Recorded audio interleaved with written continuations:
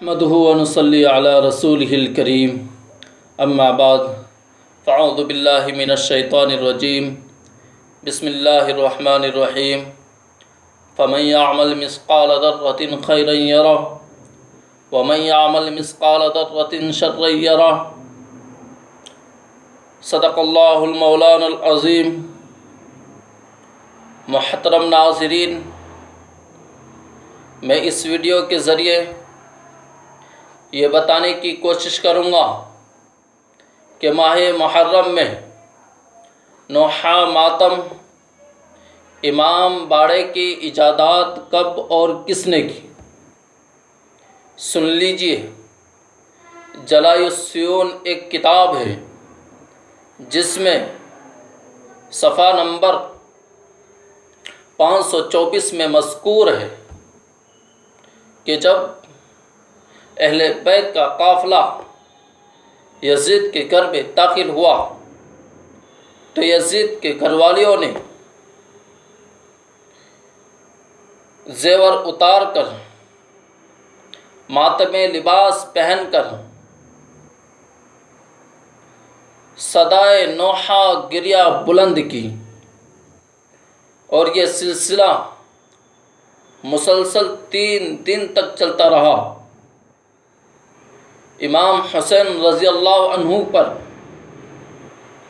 نوحہ ماتم کا پہلا دن تھا، جو یزید کے حکم سے اس کے گھر میں محرم 61 ہجری میں ہوا۔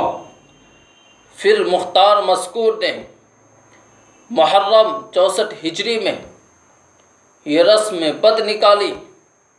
پھر معز الدولہ کٹر شیعہ سبائی نے، جو مطیع اللہ خلیفہ کا وزیر اعظم تھا، بغداد میں حکومت کے زور سے عشرہ محرم میں نہایت دھوم دھام سے رسم ماتم جاری کی اور تبرن کا اضافہ کیا، یعنی لعن طعن کا اضافہ کیا۔ پھر 18 ذی الحجہ میں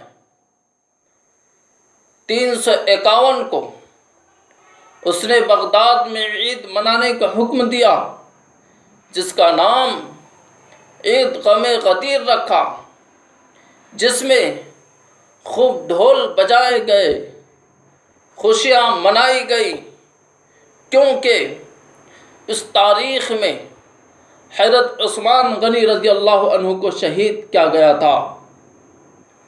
پھر 352 ہجری کے شروع میں اس نے حکم دیا کہ 10 محرم کو غم شہادت حسین منانے کے لیے تمام دکانیں بند کی جائے، شہروں اور دیہاتوں کے تمام لوگ ماتمی لباس پہنیں اور اعلانیہ نوحہ کریں، عورتیں بال کھولیں، چہرے سیاہ کر کے کپڑے پھاڑتے ہوئے سڑکوں بازاروں میں مرثیہ پڑھتی ہوئی نکلے۔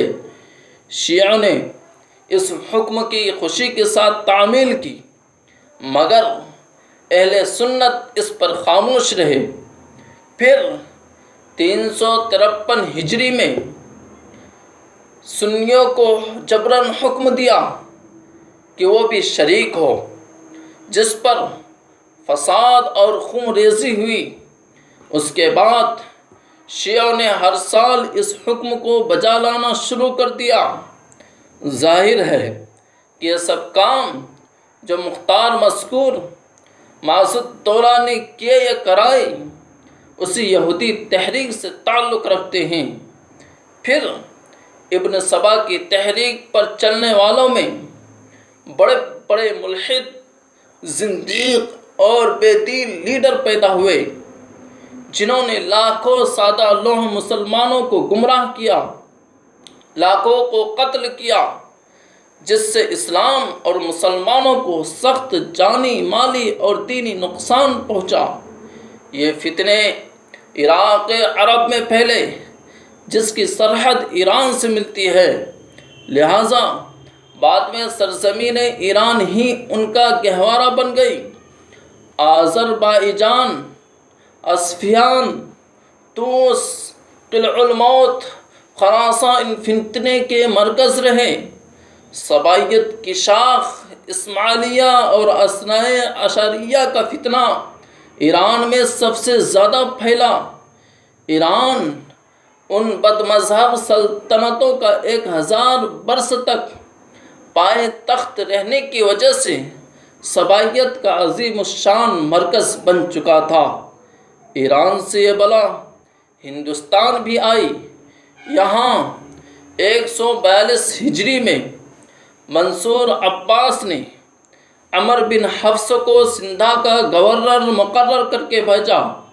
ہندوستان میں یہ پہلا شخص ہے جو صبائیت کی نجاست اپنے دماغ میں لیے ہوئے سندھا آیا۔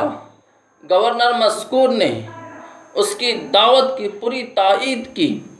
پھر 258 ہجری میں صبائیت کی شاخ کرامتا جب عراق میں کامیاب نہ ہو سکی تو ایران و ہندوستان کی طرف رخ کیا، حتیٰ کہ 365 ہجری میں ان کی حکومت ملتان میں قائم ہو گئی تھی اور کشمیر میں ایک صبائی شاہ میر قلندری لباس میں ستیہ دیو کے راجدھانی کے زمانے میں آ کر مقیم ہوا، جس نے اس تحریک کو خوب پھیلایا۔